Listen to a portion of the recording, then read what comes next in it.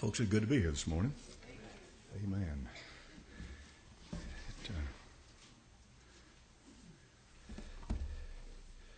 We'll continue with our study of the book of Revelation and the Antichrist and the situation as it stands right now. So much has happened. It should be enough to awaken people. But they're asleep, but it should awaken them. A lot is happening, folks, and it's happening quickly. Father, give me understanding, Lord, in your word. Give me the gift of teaching. And then, Father, give me a heart to minister it. And, Father, give the folks ears to hear it. In your holy name we pray. Amen. All right, turn to the book of Psalms, chapter number 2 and verse 2 this morning. When some Christians, you talk to them about a conspiracy, and they say, oh, now look, you don't really believe that there is a conspiracy, do you? I mean, that's a big leap. Yesterday I listened to the former FBI, head of the FBI. I wish I could think of his name. I didn't write this down on notes, but I listened to him yesterday. He's the former head of the FBI. I believe it was in Houston or somewhere out west, said clearly. He said at first, I thought this was just a conjunction of events, this and that, but he said, I am firmly convinced now there is a conspiracy. So this is an FBI man who's trained in investigations, who's trained to, consider the facts, so forth. Gunderson, Ted Gunderson, that's his name, Ted Gunderson. Type that name into the internet, Ted Gunderson, and see what that man has to say about a conspiracy. In any event, Psalm chapter number 2 and verse 2 says this: the kings of the earth set themselves, and the rulers take counsel against the Lord. Now what is that? That's a conspiracy. And against his anointed, saying, let us break their bands asunder, cast away their cords from us. He that sitteth in the heavens shall laugh. God has a sense of humor, doesn't he? Amen. The Lord shall have them in derision. This is a direct reference to the times when God will send a strong delusion to this earth and confuse them and confound them in the midst of their conspiracy. In the book of 2 Thessalonians, chapter number 2 and verse number 7, the Apostle Paul says this about a conspiracy. 2 Thessalonians, chapter number 2 and verse number 7. For the mystery of iniquity doth already work. Only he who now letteth will let. Now let's stop for just a moment. Is he talking about sin in general, or is there something going on here? See, there's something more than just the fact that men are sinners. You don't have to do anything for men to be sinners. They're born by nature children of wrath. But he said the mystery of iniquity doth already work. And he who now letteth will let till he be taken out of the way. Regardless of who you think is doing the letting or the hindering, there's no question about the fact that somebody's holding back this powerful force that is working underneath the surface. What's called a shadow government. A shadow government's a government that exercises authority and power, but it's not obvious to the public. It's what you may call esoteric. It's hidden. It's in the underneath, and therefore they communicate with each other, exchange documents and so forth. And the American public is kind of, they have a hard time believing in conspiracies. But there's a lot of them out there that do now.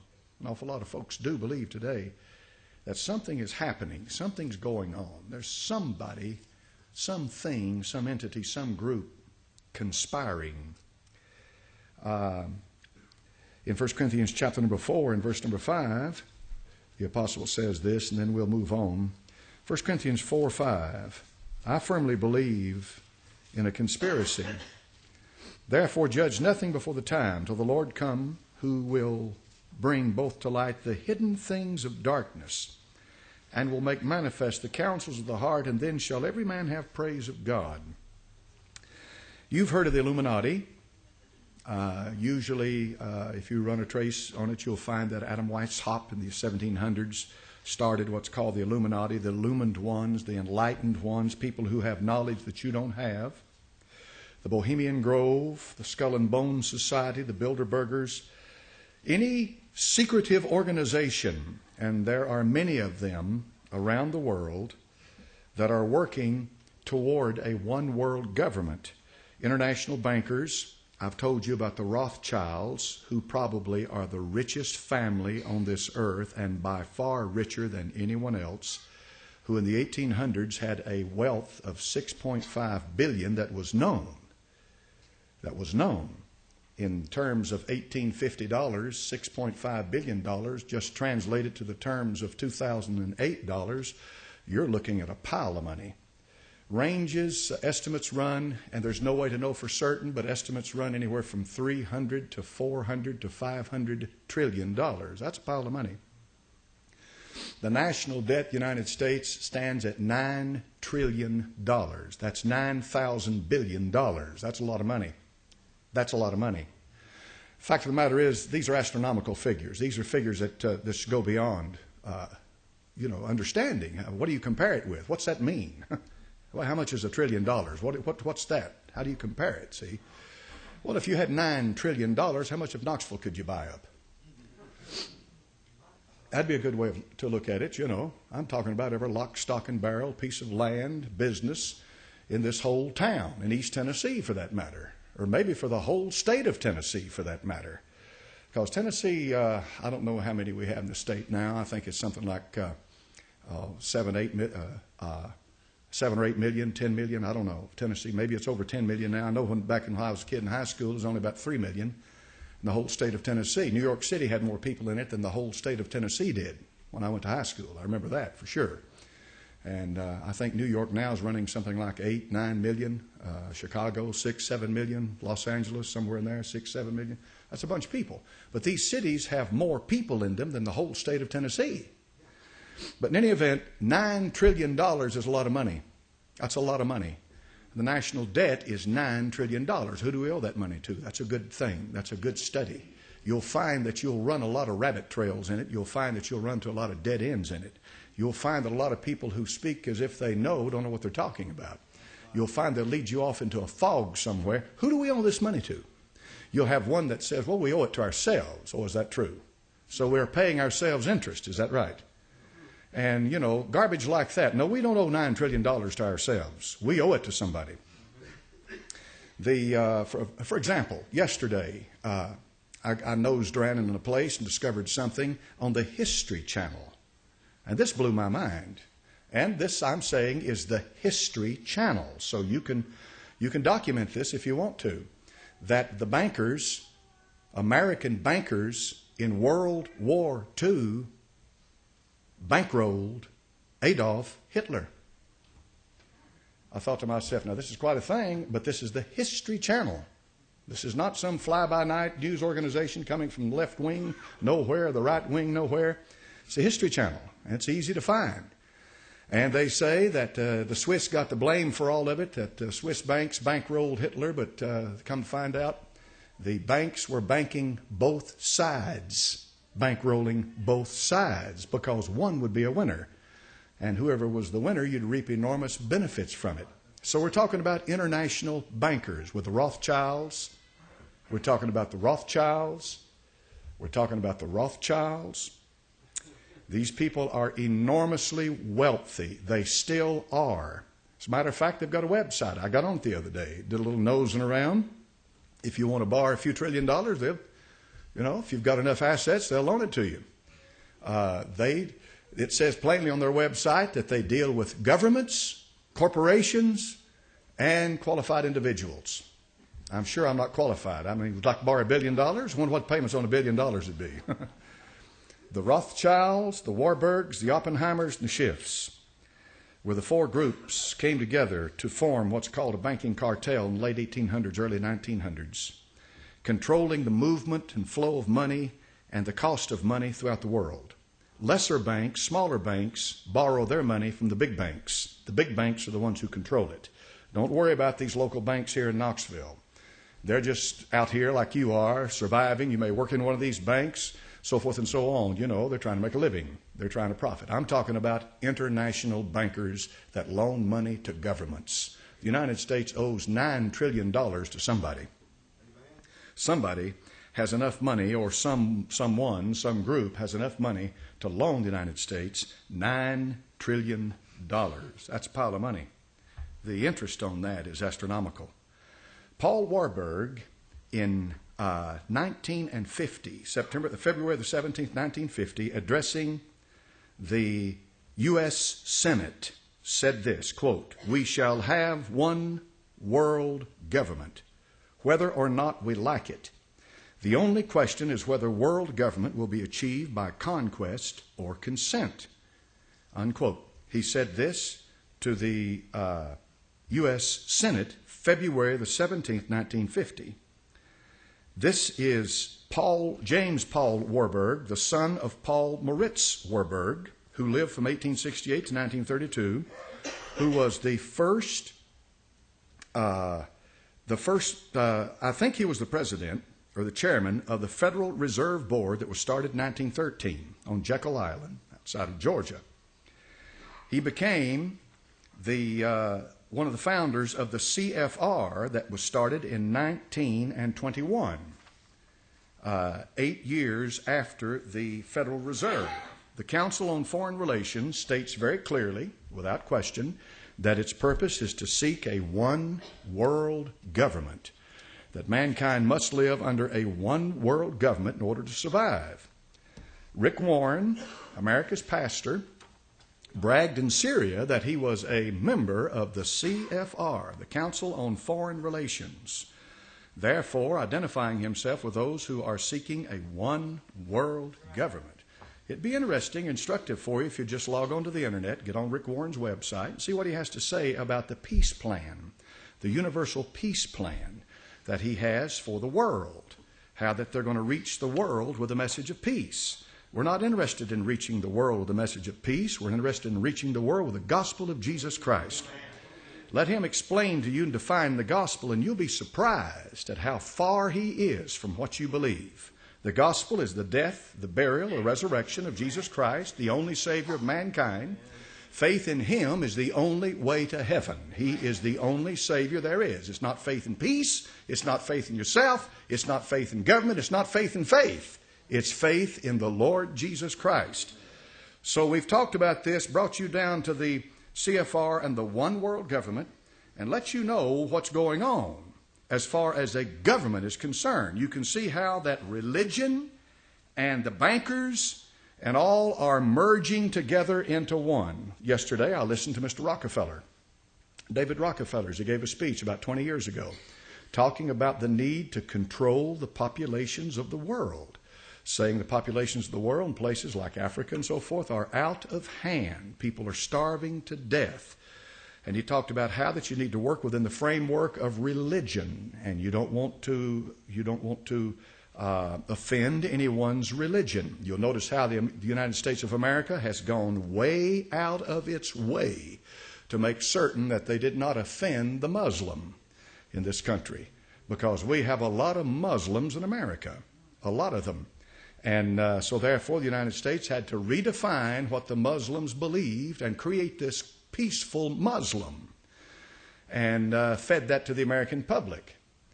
And so the American public believes that there are peaceful Muslims, and they believe that there are extremist or radical Muslims.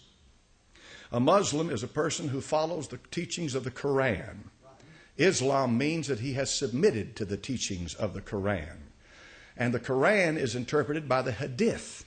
The Hadith was written by Muhammad himself as his interpretation of the Quran. In other words, the Quran is like the Bible to them. The Hadith is his commentary on it and extra understanding of it. So what we have in the Muslim society is this. Their foundational belief is based on the Quran. It's not based on what President Bush says. It's not based on what any imam says. It is based on the Quran. And the Quran tells you plainly what to do with the infidel that does not believe. That's what I'll go by. Not by any spin that any government puts on it. I'll go by their book. That's their holy book. That's what they believe in Indonesia. That's what they believe in Africa. That's what they believe in Saudi Arabia. That's what they believe in France, England, or any other European country they go into.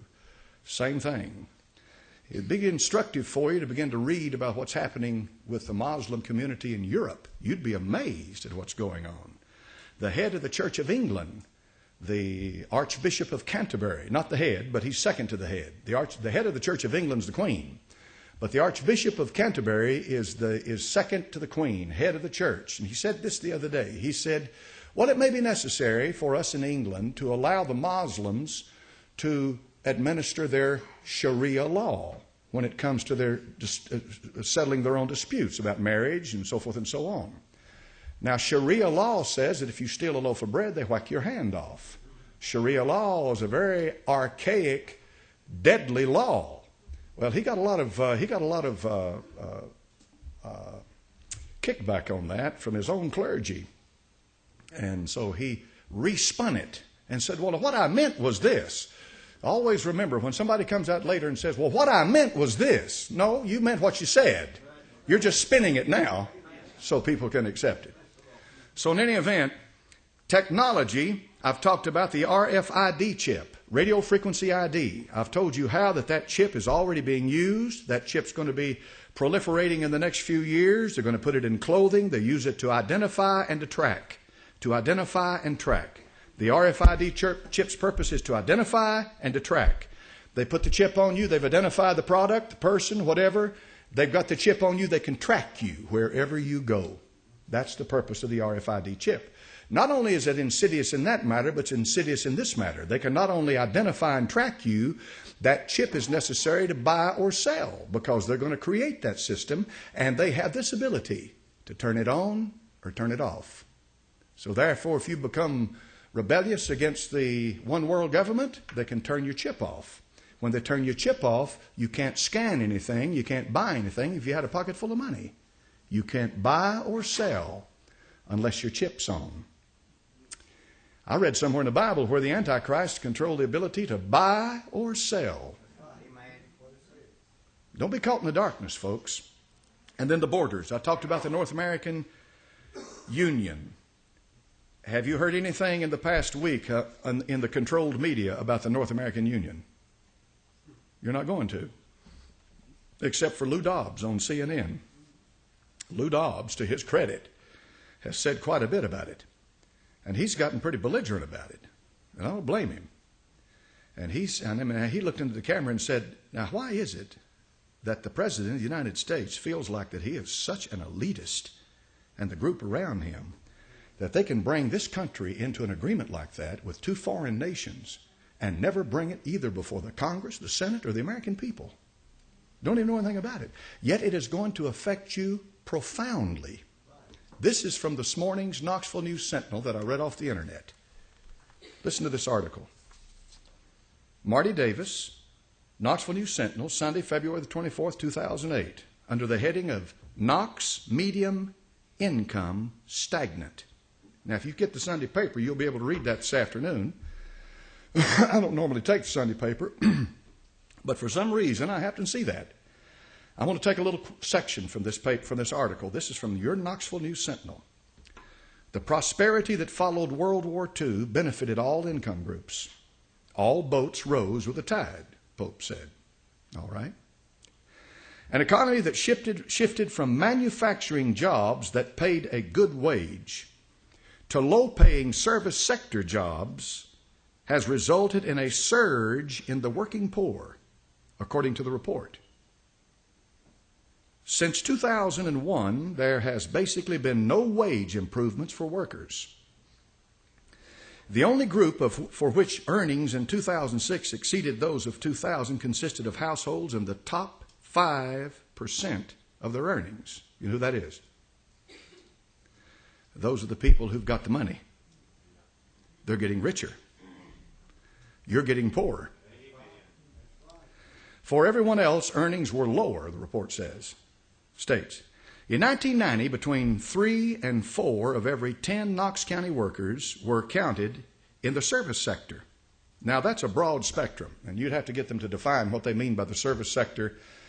But, you know, I'm sure it includes, first of all, it starts with a base pay, a minimum wage, and service sector would have to do with those people who work in jobs that are like that, you know.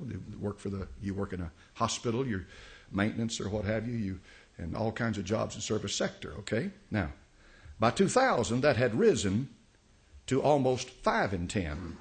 Jobs in manufacturing declined. Now, let's look at one thing first. If jobs in manufacturing are declining, that means investment in manufacturing in this country is declining. What does that mean? That means that the machinery, the buildings, the land, everything else involved in manufacturing, and manufacturing is what this country is built on. The Industrial Revolution is what turned America around. But manufacturing is going overseas. All right? Here's the way it works. No longer is the money being invested in this country. It's not being invested in manufacturing. It's not being invested in the manufacturing sector. The money is being invested overseas in manufacturing. They're building the buildings over there, shipping the equipment over there, buying it over there, what have you. It's being made over there, but the multinational corporations making all the money are selling it here.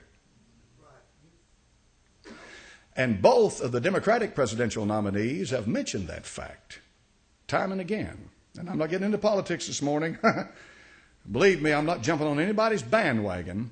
But I've heard both of them. I've listened to the debates. I listened to the debate the other night between Barack Obama and Hillary Clinton. I listened to every word they had to say. I wanted to see what they said.